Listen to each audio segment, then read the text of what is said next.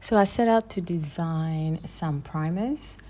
I used primer 3 to design the primers. So there's a particular gene, PFR3, that I needed to design some primers for. So I downloaded the FASTA sequences.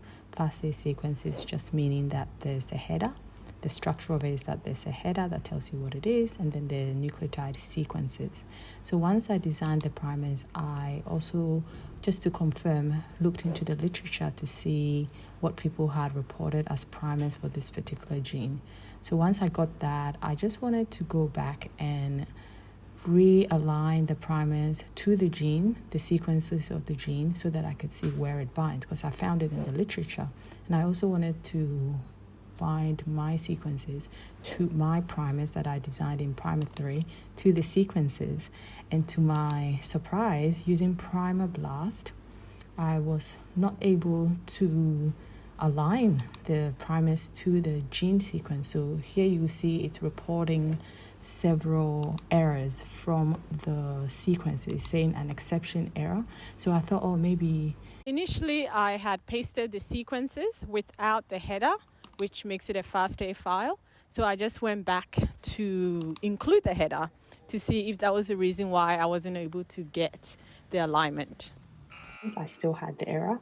So I thought, maybe if I have spaces, I need to close up all the spaces. Again, it reported an error. So I spent several hours trying to align my primers to the gene using Primer Blast, and I was not able to.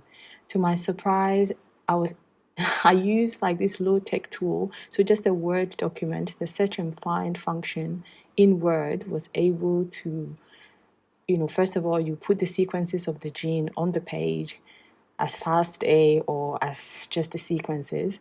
Then I placed the sequences for the primers, the one I designed using Primer 3 and the one that I got from the literature. And by using the command, or if you're on a Windows computer, using the control find function, I was able to look at the primers and then see where it binds on the gene. No need to use Primer Blast. So I'm not as experienced using these Primer Blast tools, but if you are, maybe you will be able to spot where the problem was. I'm quite surprised that I wasn't able to use that tool to align my primers to the gene sequences. I did encounter issues with using the Word document to align the file. So I found that where it was the reverse primer, it wouldn't align. It just couldn't find it.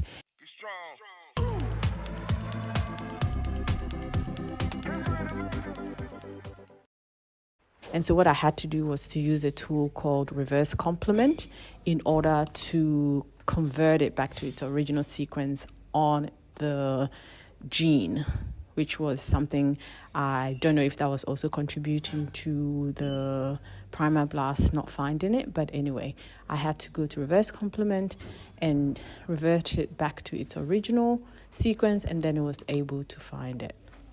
So what you do is paste your primer sequences for your reverse primer into the reverse complement tool, and here it will convert it to the sequence as it appears on the gene. So you can paste it as a FASTA, so that's with the header, or just as the sequences, and it will work. And then you just copy the original sequences now, and when you try to align it to your gene, you'll see that it will find it.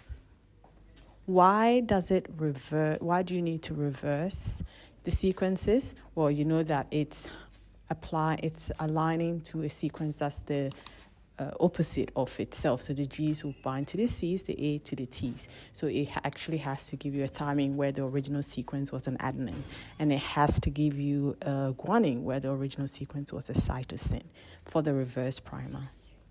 Thank you once again. Please subscribe, give it a thumbs up if it was helpful, and I will catch you in the next one. God bless you. Be strong.